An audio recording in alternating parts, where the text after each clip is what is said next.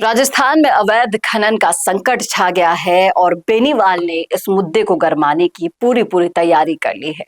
तो क्या हनुमान बेनीवाल की चुनौतियां सरकार के कानों पर जू रेंगवा पाएगी?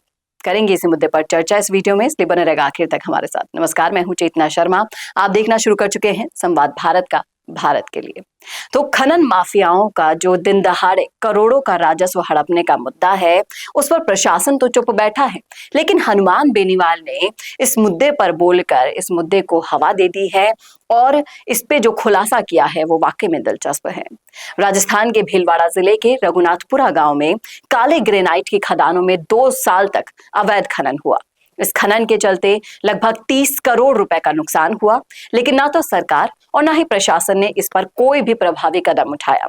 खनन माफिया ने बिना किसी रोक टोक के लाखों रुपए का खनिज निकाल लिया और इस दौरान बिजली चोरी का भी मामला सामने आया था। एसओजी ने रेड मारकर वीडियोग्राफी के जरिए सबूत भी जुटाए, लेकिन कार्यवाही करने के बजाय, इस मामले को आगे ले जाने के बजाय इसे ठंडे बस्ते में प्रशासन ने डाल दिया।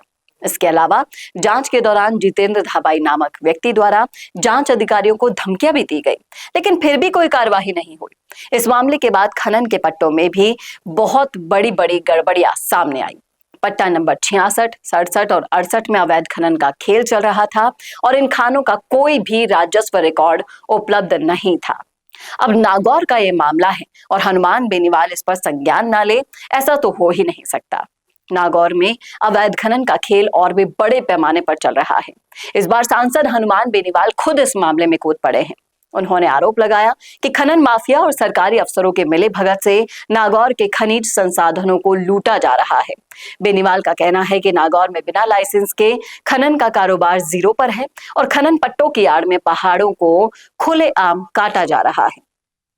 हनुमान बेनीवाल का ये भी कहना है कि खनन माफिया स्थानीय लोगों को डरा रहे हैं, धमका रहे हैं, लेकिन पुलिस की तरफ से कोई भी कार्यवाही नहीं की जा रही। उन्होंने सरकार को खुली चुनौती दे डाली।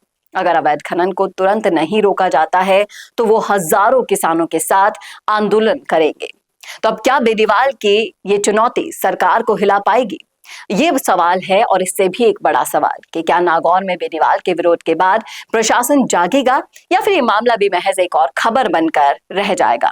क्या बेनीवाल की लड़ाई सरकार को हिला पाएगी या फिर सियासी मुद्दे की तरह जैसे इसे पहले दबा दिया गया था वैसे सरकार दबा देगी? क्या कहते हैं आप इस मुद्दे पर? रखिएगा अपनी राय कमेंट बॉक्स में। क्या बेनीवाल का साथ आप देने वाले हैं इस आंदोलन में? ये भी जरूर शेयर कीजिएगा और ऐसी और वीडियोस के लिए देखते रहिए संवाद भारत का, भारत के लिए। नमस्कार। क्या आपके पास करियर का प्लान भी है? क्या पढ़ाई के साथ आपने कोई स्किल सीखी है?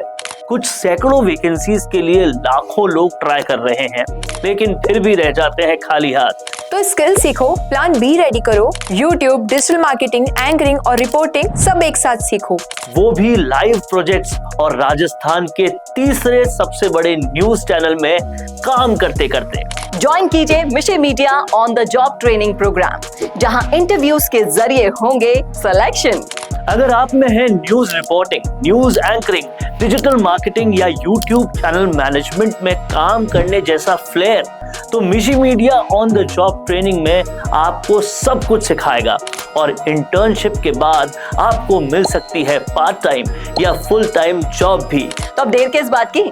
मिशी मीडिया सॉल्यूशन से कॉन्टैक्ट कीजिए और अपने करियर का प्लान बी तैयार कीजिए।